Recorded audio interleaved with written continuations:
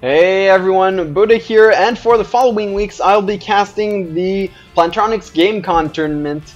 It is an open tournament, so everyone is free to register. It is free entry also, so we'll be seeing players from every level here, so it can be bronze, it can be master, it can be grandmaster. Tuned in, and I'll try to follow these players as they progress through the tournament. There were almost over 1,000 entries in this tournament, but I think they limited the tournament to the first 1,024 entrants. So unfortunately, a lot of people didn't make it in, but for those 1,024 lucky ones, they will have the chance to play for $2,000 in prize money at the end of this tournament. So it is one big tournament for these amateur players. It is their chance to actually get their name known in the Starcraft community. So the finals and the semifinals of this tournament are actually going to be casted by HD Starcraft himself. During that time, I'll be casting on demand the first earlier rounds of the tournament. On demand, I mean that these players can send in their replays if they want, and I'll cast as many of these games as I can. They will be uploaded to my YouTube channel and posted apparently on the main page of the tournament.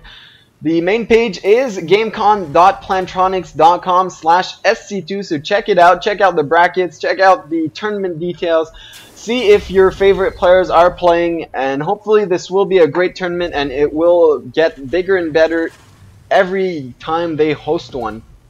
So our hero in this game is actually Goldmon. He is the player who submitted the first replay for the first round of this tournament. I looked him up. He is actually a platinum player. He has been for about a month, so he has been practicing non-stop for this tournament and really wanted his game to be casted. His opponent will be Terran as well. His name is Mayhem. Unfortunately, there are too many Mayhems on the North American server, so I do not know which one he is. I don't know his skill level, so we'll just have to wait and see what happens in this game. We actually see Goldmon scouting his base and then scouting up here to check for any weird things, or maybe just to distract this SCV to force him to scout up here. This is the MLG version of the map, so there is a supply depot to block off any wall off at the bottom of the ramp, and there can't be any close spawns. There can be close spawns out by air and cross spawns, but no early rushes in this game. So Mayhem stating he's been playing for a while but still hasn't beaten the campaign. This SCV makes it out with barely 3 HP, barely making it out with his life. This Marine will actually walk over across the map and return safely home after taking a few shots. No, decides to actually walk to the main base of Goldmon. So remember guys, these players are not pros by any means. Well, at least Goldmon isn't. He is a platinum player. Since this is an open tournament, he was welcome to play this, and we will be rooting for him and following him as much as possible through this tournament. So Goldmon, if you are watching, and I know you are watching, submit your replays for the future rounds. I'm sure that people will be interested to see how far a platinum player can make it through a tournament, because a lot of people are actually very intimidated by playing tournaments, especially in the lower skill levels.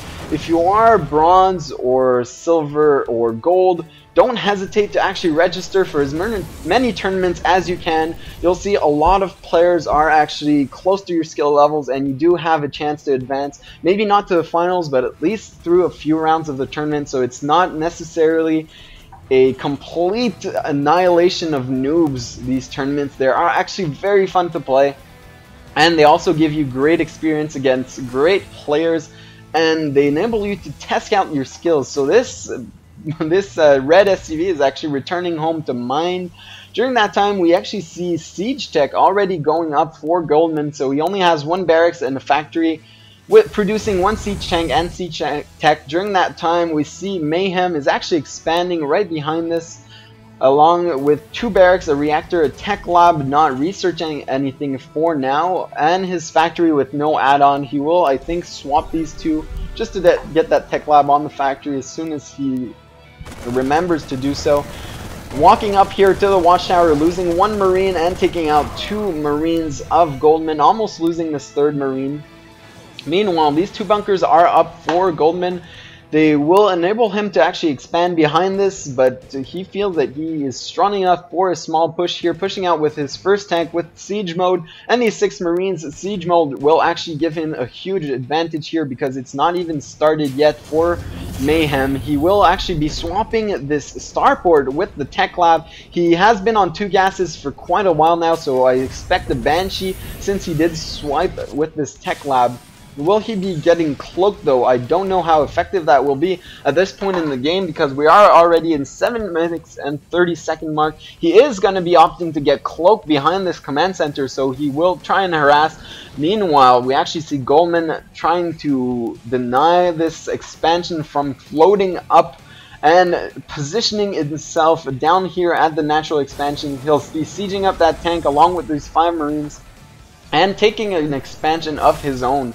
Now this Banshee might be very crucial here because if Goldmon doesn't have actually any scans saved up, he can just go ahead and pick up this small army quite easily with that first mansion, but it looks like he has it rallied inside the opposite side of his base, so I think he'll actually be going out to harass with this Banshee. We'll just have to see how much damage he can do. There is no scan yet saved up for Goldmon. He has 25 energy on that first orbital command, now 30 energy. That Banshee is making his way across the map. He should go for the mineral lines here, and actually he is gonna chill down here for a bit before doing anything. This tank is still sieged up along with these 5 Marines. I feel like this Banshee could really have picked off this, enabled this command center to float down here quite a lot sooner, because now he'll have to deal with this with his own units. This Banshee could have actually kited these Marines almost forever and killed them off. Even with Cloak, he didn't even have to kite them. Now this Banshee finally moving in, actually targeting the supply depot. This is not good from Mayhem. He actually should go for some SCVs here, because by the time that supply depot goes down, there will be some turrets up and it will be completely denied. I mean, these Banshees 2-shot SCVs, so with those like 10 to 15 shots it took to kill that supply depot, he could have killed so many SCVs. Now losing his 2 Banshees, one floating up over this first turret, the second one being denied by these 2 turrets in the back of the mineral line, and really not much damage being dealt by Mayhem here, trying to float his command center down, now actually spawning this small group of units. Gonna walk down here and try to pick him off. That siege tank doing huge damage to these Marines. He will be able to pick it off though, targeting the siege tank. Actually, this is very close, way closer than it should be. Nice little target fire by Goldmon on this weakened Marine in the back, picking it off. If you're gonna lose these units, why not do as much damage as you can? Now 4 tanks on the field. 5 tanks already on the field for Goldmon, as well as a Viking, so he's in a commanding lead here. Because that initial Banshee did not do any damage, it's now 35 to 28 SCVs. His second base has been up and is saturated for a while now. You actually see Mayhem transferring way too many SCVs here. He should have left at least half of those at the main base to mine. And now adding on 3 barracks, and has a lot of money saved up, so he needs to actually spend that. He should throw down another command center here, because if you have that much money, why not? At this point, this game is looking very good for our friend Goldmon here. Actually has a Raven out, 5 tanks positioned, 1 on the high ground, 9 Marines, and really he is way ahead, 76 to 49 supply at this point, adding on 2 more barracks. These 3 barracks will be able to start producing, but there is just so little army here from our player Mayhem. He actually has only $650 worth of units on the field. This is the army tab, guys. This is what shows the army, and look at that differential here. If Goldmon actually pushes out, he could actually crush this. Throwing down a 3rd command center, very wise here by Mayhem, because he needs to come back in this game somehow. He should actually throw down a lot more tech buildings. And just now sending back those SCVs to mine. Remember, guys, if you are not that high of a player, remember that you can use the shift key to queue up your actions. So after these SCVs have built the barracks, they will automatically go back and mine. If you shift queue them back, that will save a lot of time and a lot of APM later on. It will actually enable you to mine so much more and produce a lot more too. Not always get all those idols FCVs up.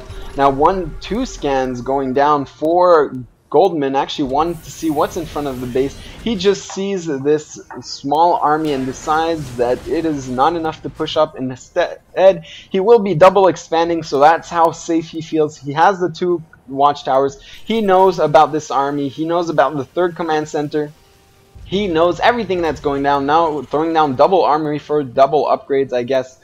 Has double engineering base, so he is really focusing on the late game and the upgrades here. This Viking gonna come over and scout the edge of Mayhem's base, and at this point, I mean, Goldmon is so far ahead. It is actually quite absurd. We will go a bit faster in this game because nothing is happening for now. These players will actually expand behind this. I'll keep the production tab up so we can see what is happening. Concussive shell, infantry armor level 1 for Mayhem, as well as an armory. You can see that production tab almost doubling in size for Goldmon. Ship weapons level 1, actually, weirdly enough, he is getting the upgrade for the Vikings, as well as vehicle weapons. I wonder if that wasn't a typo or something, because he has actually a lot of tanks on the field. He is going to be pushing up here, going to try and attack the 3rd base of Mayhem. During that time, Mayhem actually pushes down here and going to take out this planetary fortress. These SCVs trying to repair but not doing much. And now actually just sieging up on the high ground here with a single tank. But I'll slow it down right now and you'll see what I mean. There's not much that he'll be able to do because there are so many units at this main base, as well as this huge force actually crushing his 3rd and 2nd base. So really, Goldmon is showing us how it's done, and this Platinum player will actually win the first game, and we will be going into Game 2 of this Best of 3 series. All series are Best of 3s until the semifinals and the finals. So tune in for Game 2, and hopefully we will see a great match from these 2 players. So tune in, I'll wait for the GG actually in this game. Expect it anytime soon because, well, Mayhem basically has nothing left. It's 43 to 190 supply. His army has been crushed up here, and now there are just units streaming into his main base. He has 16 harvesters, and there it is, the GG. These players will leave the game soon enough. Expect the GG from Goldmon because he is nice. There it is, the GG. And tune in for the next game, guys.